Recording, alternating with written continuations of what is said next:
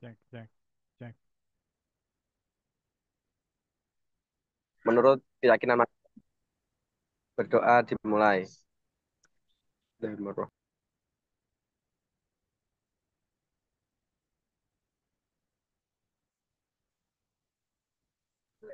Amin. Terus, terus.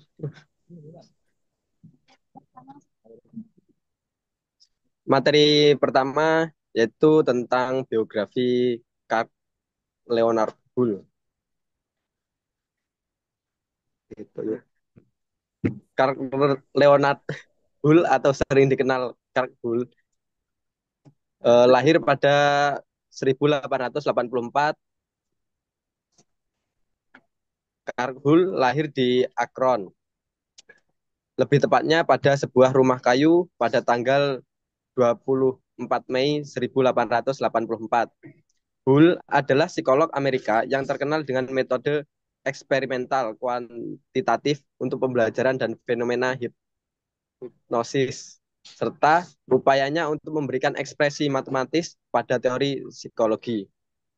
Penemu sebuah teori yang disebut teori pengurangan dorongan. Carl Hull adalah seorang psikolog yang dikenal karena teori dorongan dan yang membahas tentang motivasi manusia. Melalui pengajarannya, Hull juga menjadi pengaruh pada sejumlah psikolog terkenal dan berpengaruh lainnya, termasuk Kenneth Spence, Neil Miller, dan Albert Bandura. Dalam pem pemeringkatan di tahun 2002, beberapa psikolog dari yang paling di abad ke-20, Hull terdaftar sebagai psikolog paling terkemuka ke-21. Kehidupan awal Hull diberi tanda diawali dengan adanya serangan penyakit. Ia lahir di New York dan besar di sebuah peternakan di desa Michigan. Pendidikan Hull berlangsung di sekolah satu ruangan. Di sana dia juga mengajar selama 1 tahun setelah dia lulus dari sekolah tersebut. Dan sebelum melanjutkan sekolahnya di Alma Academy, setelah dia lulus dari Akademi Pendidikan tertunda selama 1 tahun karena demam tifoid yang parah. Saat Hull berusia 24 tahun, penyakit polio dan lumpuh permanen di kaki kiri menyerang dirinya. Sehingga saat itu ia harus bergantung pada tongkat dan penyangga besi untuk membantu ia berjalan. Pada awalnya, ia berkeinginan untuk belajar teknik, tetapi dengan keadaan kesehatannya membuat dia menggiring minatnya ke bidang psikolog. Meskipun memiliki kesehatan yang buruk dan kondisi yang kesulitan, menyebabkan pendidikannya beberapa kali terhenti. Ia akhirnya memperoleh gelar sarjana dan magister dari Universitas Michigan pada tahun 1918 dan juga dia memperoleh gelar PhD yang didapatkan dari Universitas Wisconsin Madison. Next.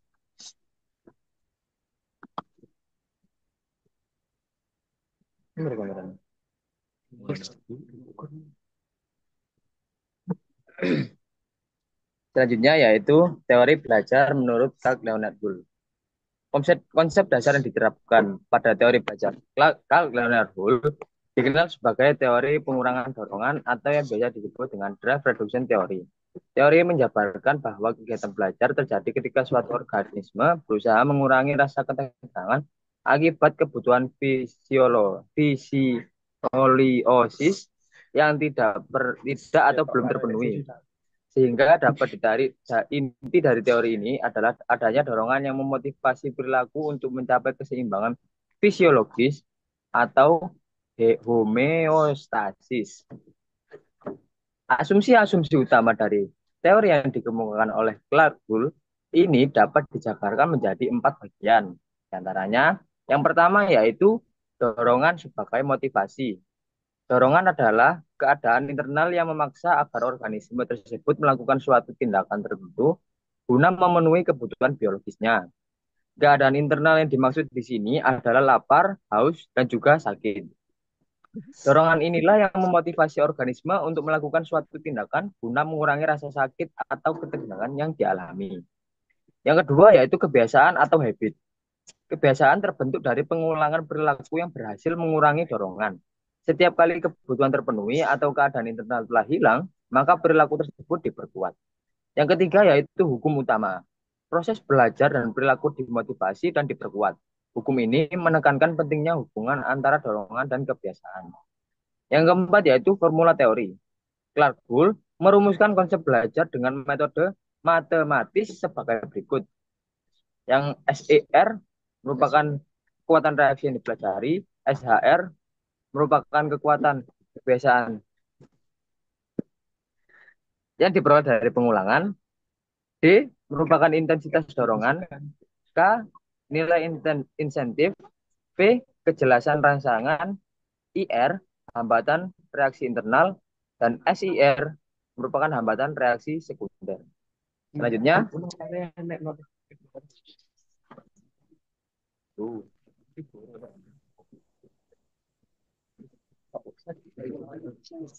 Prinsip-prinsip. Materi selanjutnya prinsip utama teori belajar Hull. Nah, teori Hull memiliki beberapa prinsip tentang dasar stimulus dan penguatan atau yang disebut reinforcement. Yang dimiliki teori ini memiliki kemiripan dengan yang dimiliki oleh teori behavior lainnya. Nah, prinsip yang pertama yaitu reinforcement atau penguatan adalah suatu respon yang diberikan kepada suatu perilaku yang bisa meningkatkan terjadinya pengulangan terhadap perilaku tersebut. Nah, penguatan merupakan hal yang harus ada dalam pembelajaran. Pada teori ini, Hull itu membuat fungsi dari penguatan berbeda dari biasanya. Biasanya penguatan ini berfungsi sebagai penguatan positif dari suatu perilaku. Namun Hull membuat penguatan berfungsi sebagai drive reduction atau sebagai pendorong supaya respon bisa terjadi. Biasa disebut dengan motivasi. Lalu yang kedua, prinsip yaitu stimulus respon.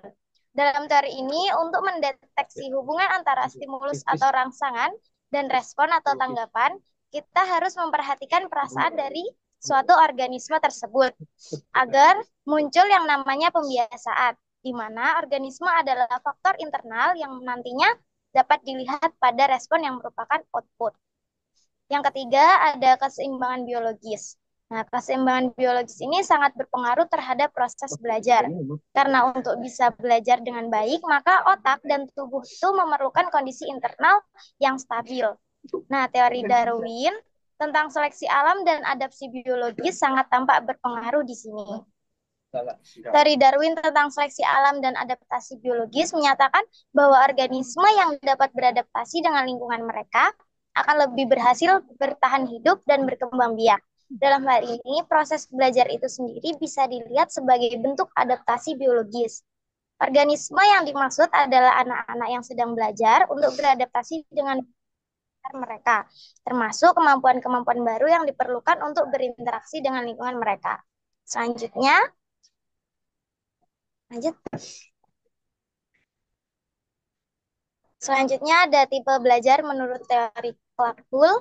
Nah, tipe belajar teori ini bagian yaitu pertama stimulus, lalu variabel intervening atau selanjutnya respon.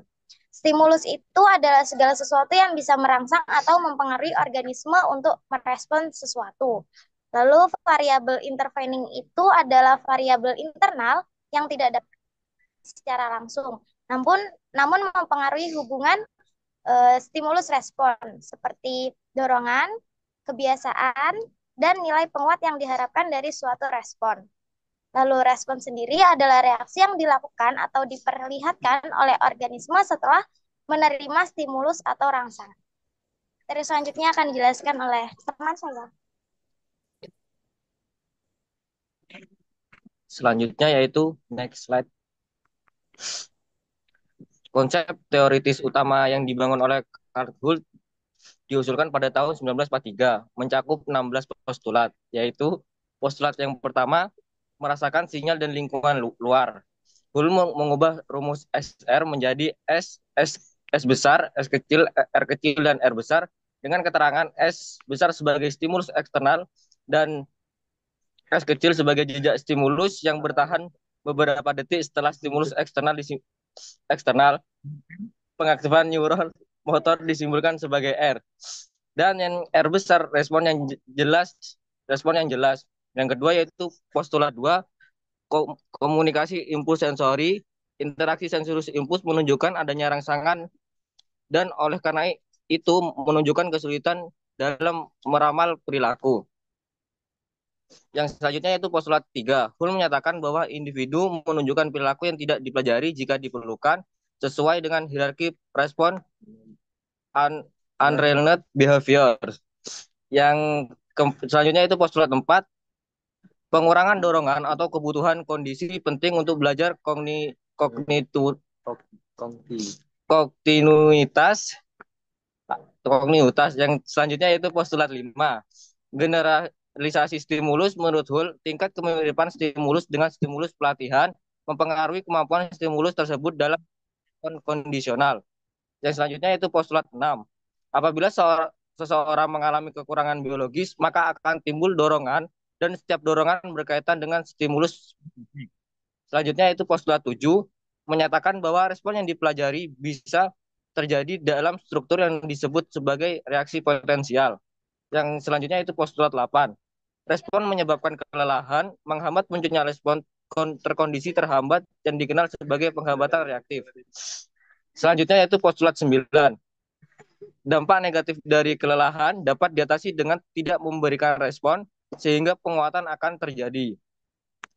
Yang selanjutnya yaitu postulat 10. Faktor-faktor yang cenderung menghambat perkembangan respon yang sudah berkembang seiring berjalannya waktu. Perubahan ini tidak dapat diprediksi dengan pasti dan besarnya variatif. Selanjutnya itu postulat 11.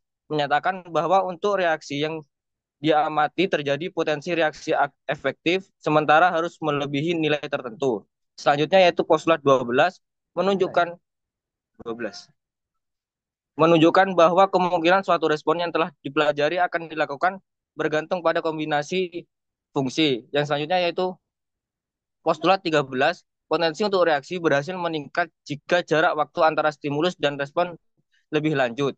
Yang selanjutnya postulat 14 menentukan resistensi terhadap extension. Extension adalah hilang atau tidak munculnya respon yang dipelajari. Selanjutnya postulat 15. Amplitude dari respon terkondisi berganti-ganti sesuai dengan amplitude yang mengikat. Yang terakhir yaitu postulat 16. Jika dua respon yang tidak sejalan muncul pada saat yang sama terhadap suatu stimulus. Next slide. Materi selanjutnya akan dijelaskan oleh rekan saya. Materi berikutnya yaitu mengenai pengaplikasian teori Clarke-Hull. Nah, teori Clarke-Hull sendiri lebih berfokus pada kebutuhan kondisi fisiologis dalam tubuh dan juga dorongan yang mampu memengaruhi timbulnya suatu perilaku.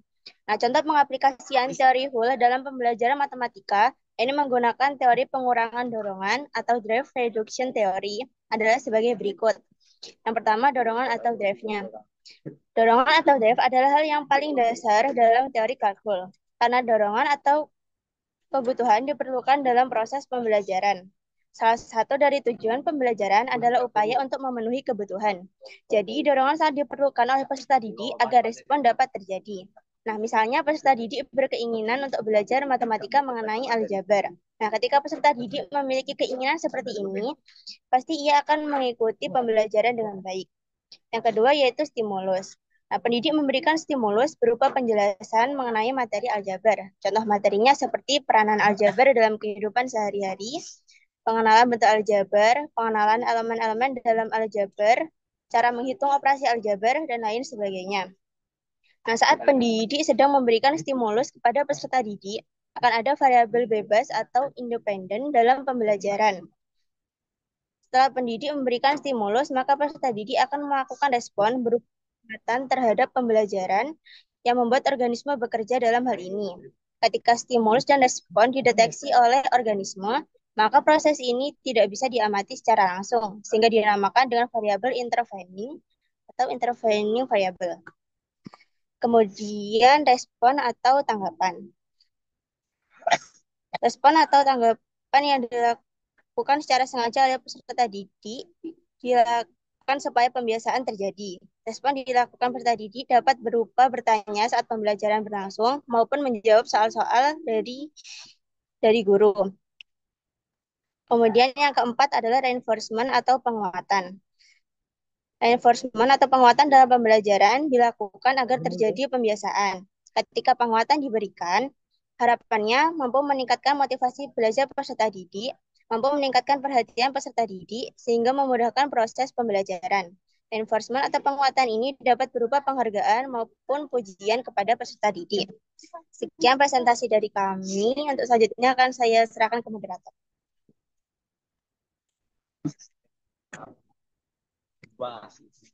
Baik, karena pemaparan materi sudah selesai, maka sekarang akan dibuka sesi tanya jawab. Karena waktu presentasi kita terbatas, jadi kita hanya membuka 2 pertanyaan.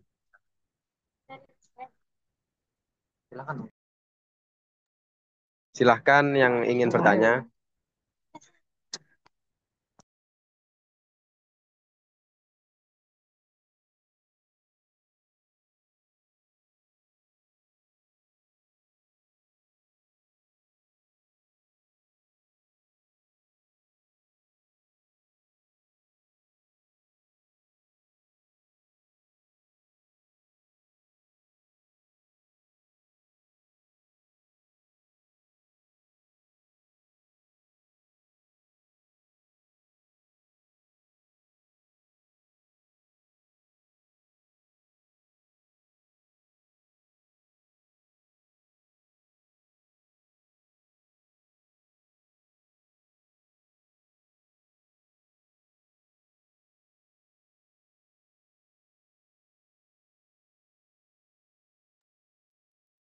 Baik, pertanyaan yang diambil dari Cica Dwi sama Aza.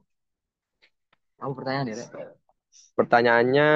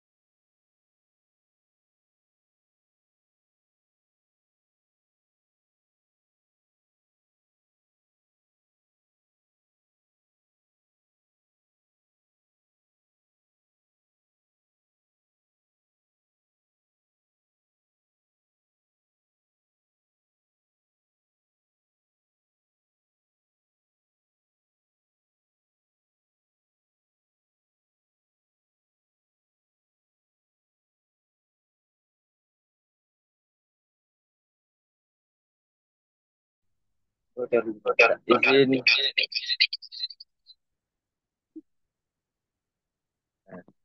izin menjawab pertanyaan dari Mbak Cica ya. Pertanyaannya yaitu dalam konteks modern, bagaimana teori Clark Leonard Hull dapat diterapkan atau dimodifikasi untuk memahami perilaku manusia? Jawabannya yaitu teori Hull tentang kebutuhan dan drive reduction dapat diterapkan dalam konteks modern untuk memahami perilaku manusia dengan baik. Modifikasi dalam teori ini mencakup yaitu yang pertama integrasi dengan psikologi kognitif. Dalam integrasi ini menggabungkan konsep drive dengan pemahaman konsep mental untuk menjelaskan motivasi dan pembelajaran. Yang kedua yaitu aplikasi dalam terapi. Dalam aplikasi ini menggunakan prinsip pengulangan dan penguatan untuk membantu individu mengatasi masalah psikologis seperti kecemasan atau depresi. Yang ketiga yaitu penelitian motivasi kontemporer.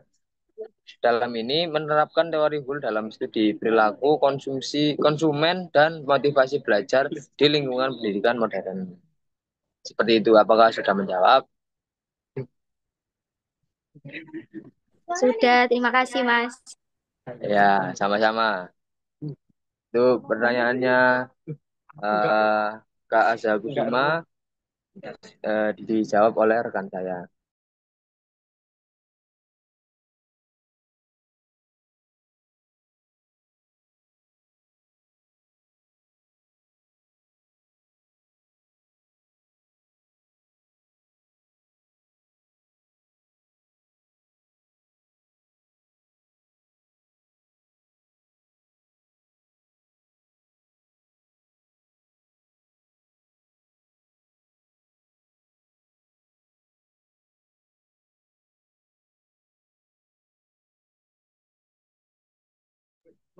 Baik, selanjutnya saya akan menjawab pertanyaan dari Mbak Aza. Eh, Pertanyaannya apa? Pertanyaannya, Kok ngubah ke dekat tetapmu nggak bisa PDF. tadi sudah Oh, dijelaskan. di mute dah, di mute dah. Mute, Mute, mute, mute, mute. mute, mute, mute, mute, mute.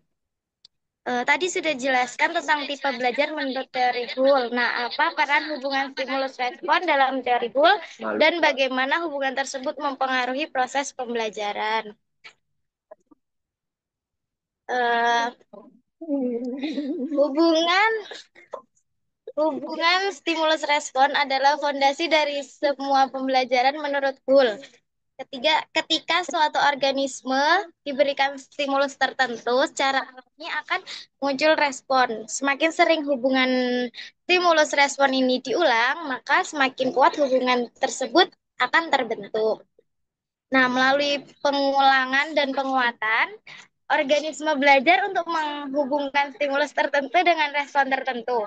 Misalnya, seorang anak yang selalu diberi permen setiap kali menyelesaikan tugas matematika akan cenderung lebih sering menyelesaikan tugas matematikanya di masa depan karena ia telah membentuk asosiasi antara menyelesaikan tugas matematika dengan mendapatkan permen. Jadi, respon dengan kita memberikan stimulus dan respon itu akan dia itu akan membentuk asosiasi gitu antara menyelesaikan tugas matematika dengan mendapatkan permen. Nah, itu salah satu contohnya. Apakah sudah? Ya, Sudah, terima sama-sama. kasih. Ya, saya kembalikan kepada moderator.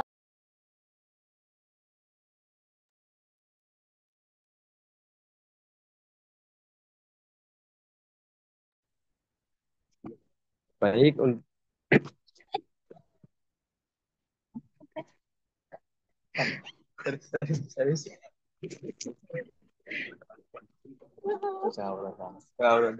Lanjut, lanjut, lanjut. Cepat, cepat. baik. Untuk Pak Edi, apakah ada tanggapan?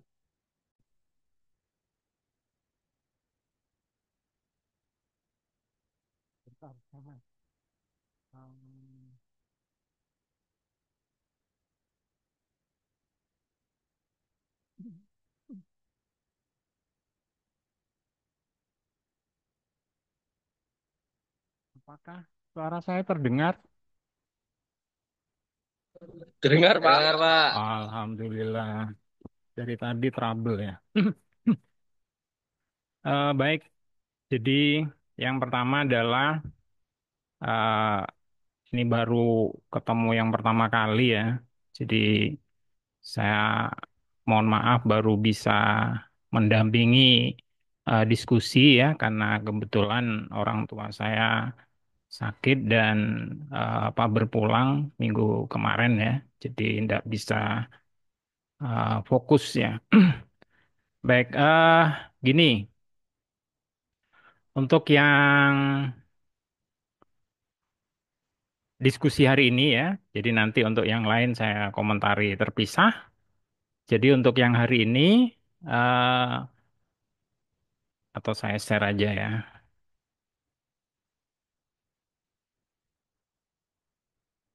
Eh,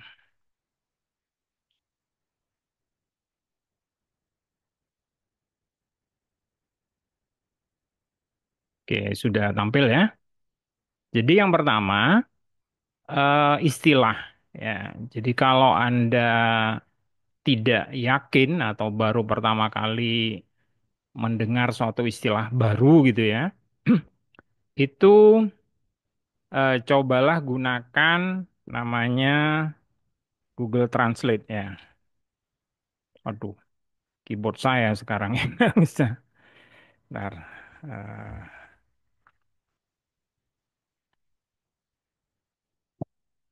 oke, sudah ya. Oke. Nah, Google Translate ini salah satu fiturnya adalah dia bisa membacakan ya atau memperdengarkan istilah ya. Jadi misalkan siapa tadi? Anda tinggal ketikkan apa yang ingin Anda ketahui itu ya atau cara pengucapannya. Kemudian Anda klik eh, tanda mikrofon ini ya. Jadi coba kita dengarkan. Hmm, bentar.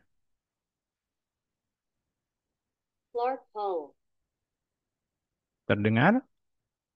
Anda bisa coba sendiri nanti ya. Bagaimana apa istilah-istilah misalkan ya yang pertama kali itu Perancis ya coba Perancis.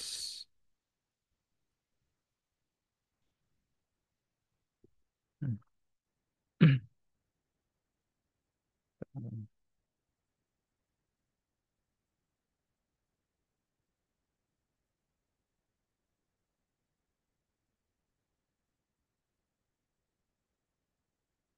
Pernah yang pertama dulu namanya ya, ini kan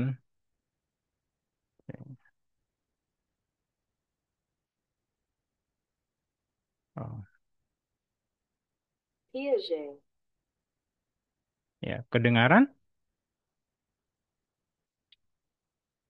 Dengar, Terdengar, Bapak. Pak. Terdengar, Bapak. Piaget. Piaget. Ya, jadi seperti itu ya. Tadi juga ada apa tadi menyebutkan kota ya. Eh,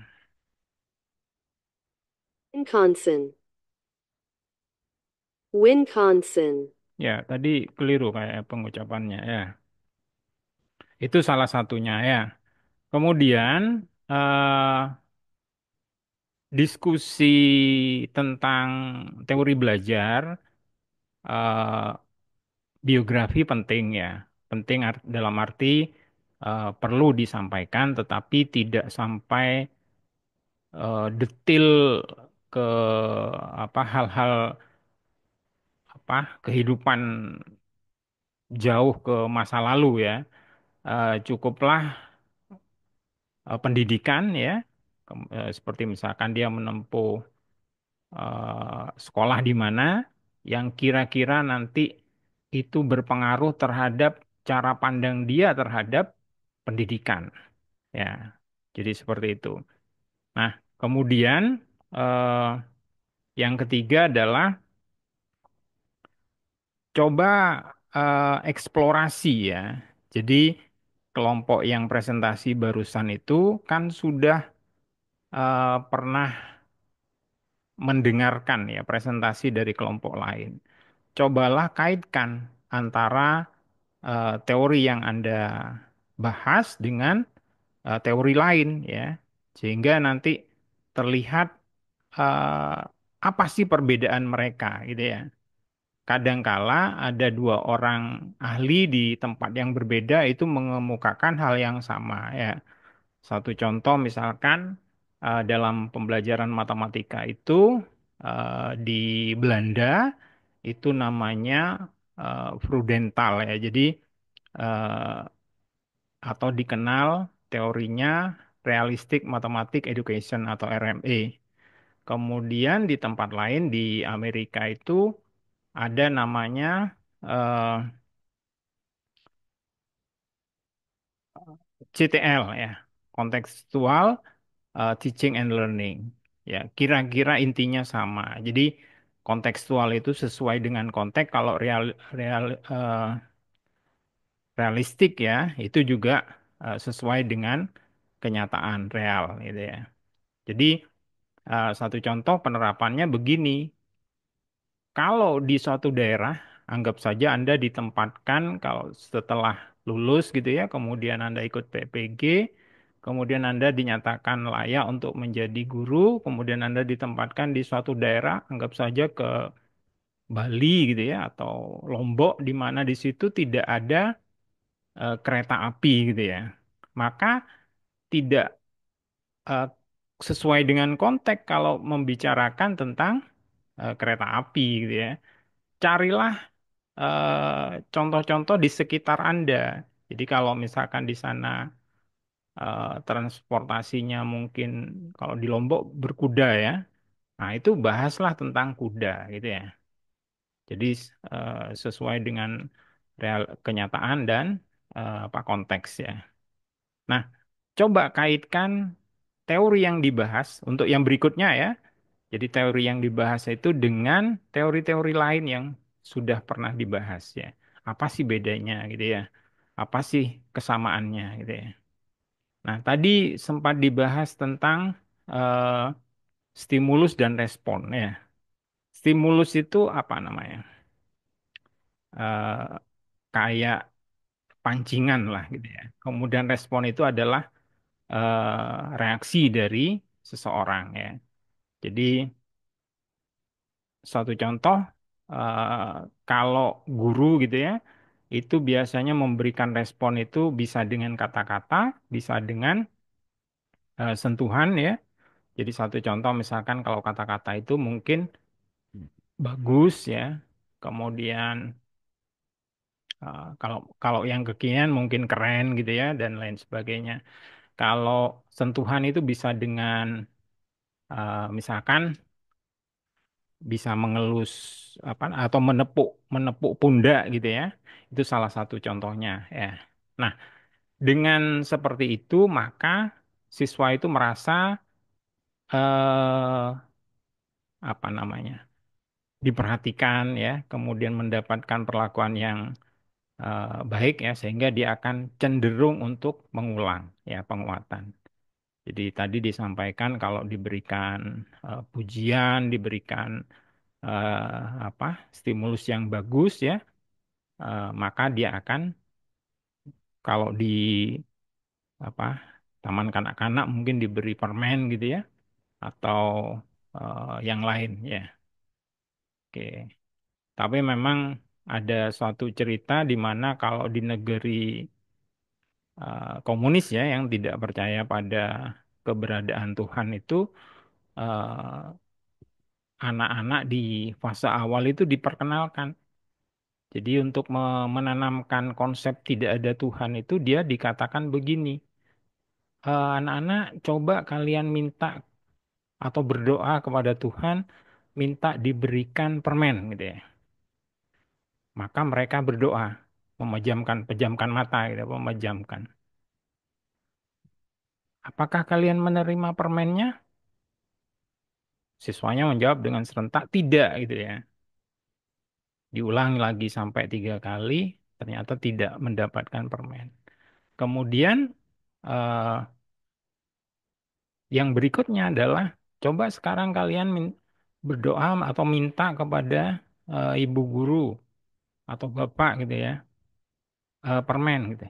Maka dengan serta-merta guru itu sudah memberikan atau bisa langsung memberikan permen yang sudah disiapkan. Nah, itu yang kalau kita belajar gitu ya kan ada logika ya, logika matematika. Itu mereka oleh guru itu disimpulkan begini. Nah, anak-anak, kalian sudah minta kepada Tuhan, dikasih enggak? Enggak. Kalau pada bu guru, dikasih enggak? Dikasih. Apa kesimpulannya? Nah, kesimpulannya itu ada lompatan. Jadi dikatakan apa kira-kira?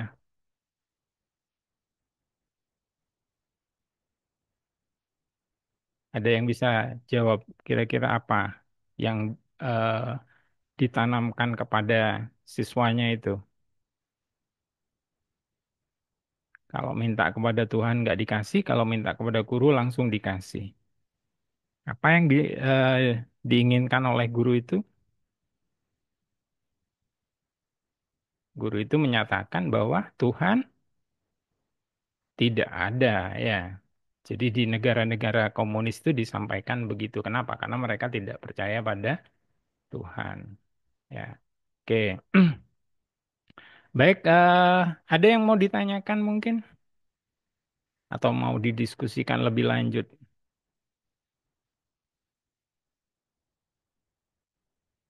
atau sudah cukup? Sudah, Bapak. Oke. Jadi sebenarnya ya dalam satu pertemuan itu bisa 2 kali presentasi ya. Ini yang berikutnya siap atau tidak? Sudah siap, Bapak. Namun belum diberi tambahan yang sesuai dengan yang Bapak sebutkan tadi. Gimana? Mau lanjut atau Kalau diberikan em, sama jaringan boleh lanjut, tidak apa-apa. Namun masih belum ditambahkan dari yang Bapak sebutkan sampaikan tadi ya, Pak. Pripun? oke, minggu depan aja ya? Oke, Bapak. Oke. Baik, cukup ya. Jadi sekarang kan baru semester 1 ya. Nah, jadi ini di luar perkuliahan ya, di materi tentang belajar pembelajaran. eh, Mumpung ini masih semester 1. Jadi begini, eh, ada yang merasa tersesat di kuliah di pendidikan matematika? Ada? Atau di pendidikan? Ada yang 1 semester lagi mau ikut tes lagi di jurusan lain? Nggak apa-apa ya. Ya, jadi gini memang masa-masa kesempatannya kan 3 kali ya. Ada 3 kemungkinan 3 tahun ya. Jadi begini, saya sedikit membuat atau memberikan rasa percaya diri pada Anda. Jadi yang pertama adalah institusi kita, Universitas Jember itu terakreditasi dulu A ya, atau sekarang unggul ya. Institusinya saja sudah unggul. Prodi kita, ada yang tahu akreditasinya? Harus unggul. Apa?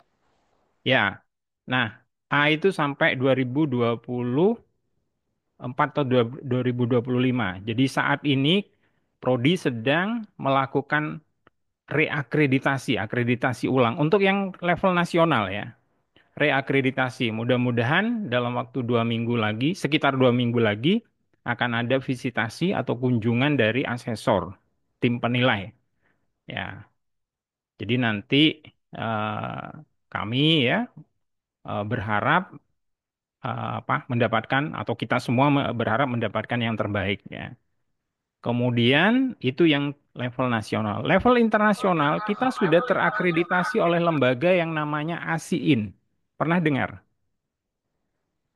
Ya, sudah terakreditasi tahun 2023 ya. Jadi kita artinya apa? Prodi kita sudah layak untuk melakukan pembelajaran untuk menerima mahasiswa dari luar negeri. Ya, jadi bisa jadi nanti semester depan atau semester kapan akan ada mungkin mahasiswa dari negara lain gitu ya. Nah, kenapa? Karena sudah terakreditasi oleh lembaga internasional ASIIN dari yang berkedudukan di Jerman. Ya, jadi prosesnya cukup melelahkan waktu itu ya 2022-2023. Setiap dosen harus memiliki kompetensi dalam sebuah pembelajaran harus bilingual dan lain sebagainya ya. Jadi mudah-mudahan dengan dua fakta yang saya sampaikan tadi bahwa UNED sudah terakreditasi unggul, kemudian nanti harapannya apa? Prodi juga terakreditasi unggul dan sudah terakreditasi oleh lembaga internasional. Mudah-mudahan Anda semua betah di eh, apa Prodi ya. Sudah tahu visi misi Prodi? Belum. Oke. Sambil diingat-ingat ya. Jadi ada tiga kalau nggak salah yang penting ya. Jadi pertama itu adalah masa studi itu 3,5 tahun. Berarti berapa? 7 semester. Ya. Ada yang pengen lebih lama dari itu? Masuknya kan susah Pak ya. Ngapain buru-buru lulus gitu. Enggak ya. Jadi masa studi 3,5 tahun. Indeks prestasi minimal 3,5. Ya. Kemudian yang ketiga adalah masa tunggu.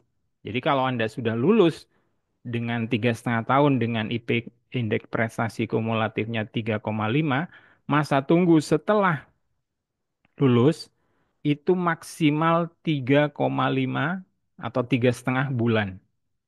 Artinya kalau lulus bulan November ya, maksimal nanti bulan Februari, Desember, Januari, Februari 3, kemudian Maret itu sudah harus bekerja dengan gaji minimal 3,5 juta. Jadi saya ulangi ya, masa studi 3,5 tahun, indeks prestasi 3,5 minimal ya, kemudian masa tunggu 3,5 bulan dan gaji pokoknya adalah minimal 3,5 juta. Ya, jadi itu saja. Mudah-mudahan tidak ada yang kepengen ke tempat lain ya. Baik, untuk sementara kita akhiri dulu ya. Selamat siang. Wassalamualaikum warahmatullahi wabarakatuh.